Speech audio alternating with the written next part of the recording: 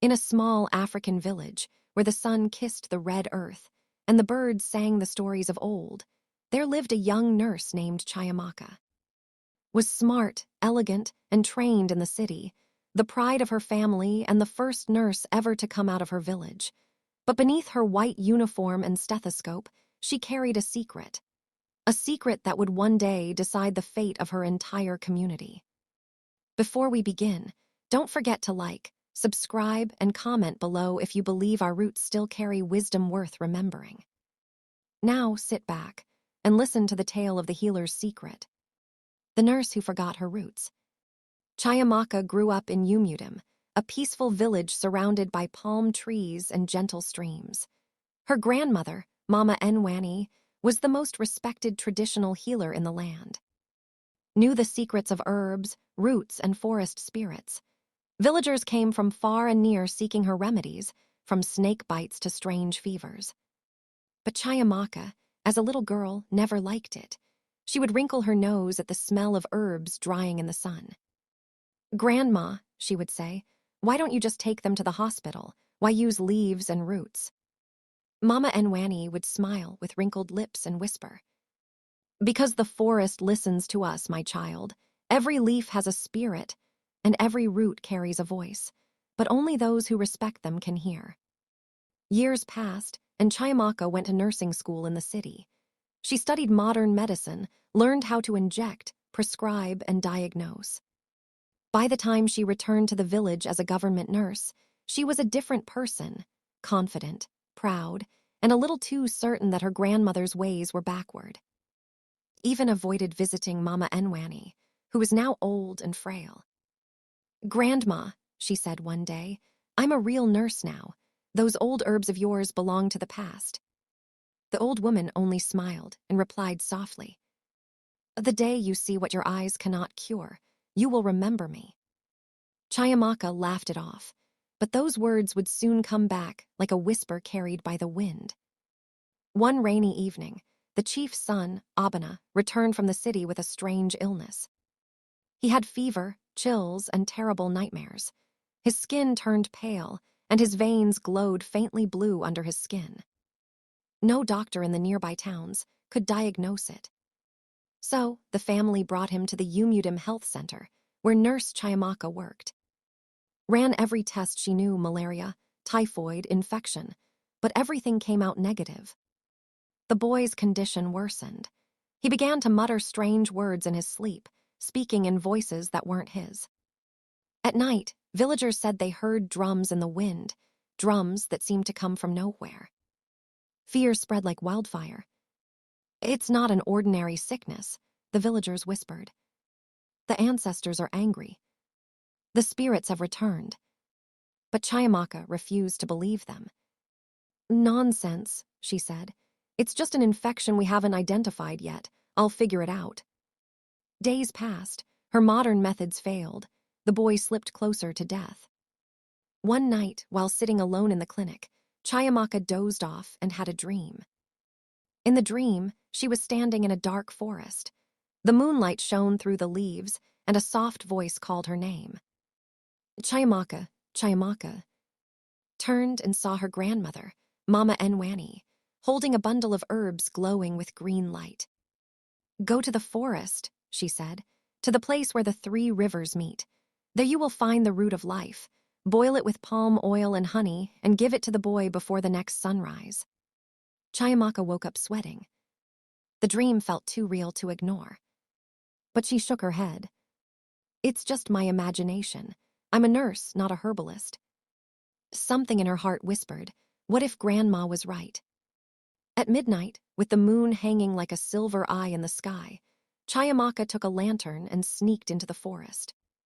The air was thick, filled with the chirping of crickets and the smell of damp earth. Every sound made her jump.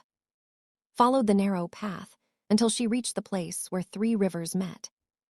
There, under an ancient iroko tree, she saw it, a plant with leaves shaped like hearts and roots glowing faintly green, just like in her dream. Hesitated. What if someone sees me? What if they say I've turned into a witch? But then she remembered the dying boy and her grandmother's smile. She knelt, whispered a small prayer, and carefully uprooted the plant. As she turned to leave, she felt a gentle breeze brush her face and heard a voice whisper in her ear. "Use it well, my child, but never for pride." When she looked back, no one was there. Hands trembled as she walked back home. Back in her small clinic kitchen, Chiamaka did exactly as the dream instructed. She boiled the root with palm oil and honey until the liquid turned golden brown. When she took it to Abana's bedside, his breathing was shallow. His mother was crying softly beside him. "Please, Nurse Chiamaka, save my son." Chiamaka poured a spoonful of the potion into his mouth. At first, nothing happened. Then suddenly, Abana gasped, his eyes opened, and he sat up slowly. The blue veins faded. He looked around weakly and whispered, "I'm thirsty." The entire room froze. Mother screamed with joy, "He's alive, he's alive." Chiamaka stood there, shaking. She couldn't believe what had just happened. By morning, Abana was walking again, strong and healthy. Word spread across the village like wildfire. "Nurse Chiamaka has brought a boy back from death. She's touched by the spirits."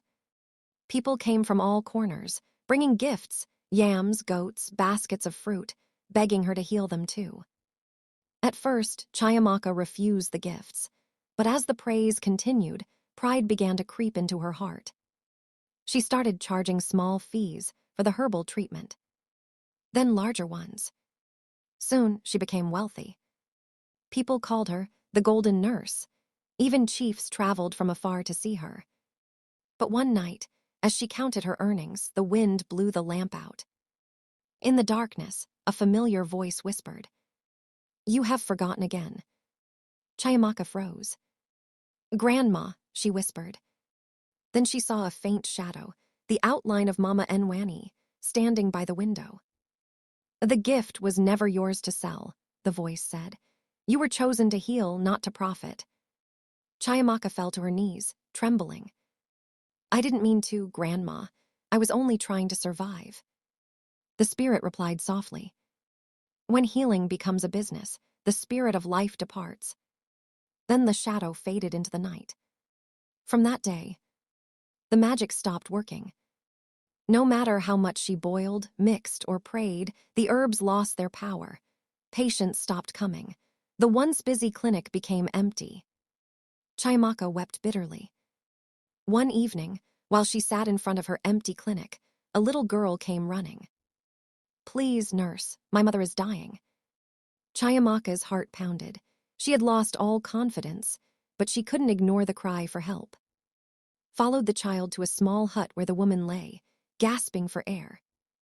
The first time in months, Chiamaka knelt beside a patient, not as a proud healer, but as a humble servant.